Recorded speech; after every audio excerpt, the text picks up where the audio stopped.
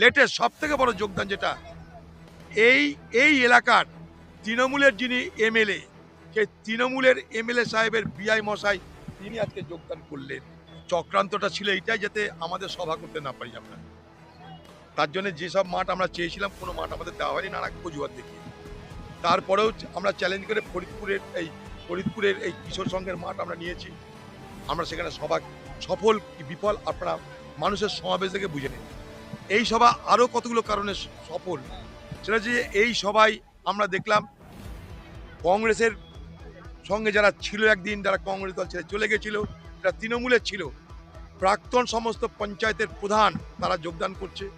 Latest সব থেকে বড় যোগদান যেটা এই এলাকার তৃণমূলের যিনি এমএলএ, সেই তৃণমূলের এমএলএ সাহেবের বিআই মশাই তিনি আজকে যোগদান করলেন। দাদা বলেছিলেন যে আমাদের কাটাবাড়ি অঞ্চলে আপনারা জানেন যে বিধায়ক তৃণমূলের বিধায়ক আব্দুল রাজ্জাক সাহেবের বিআই মশাই যোগ দিলেন।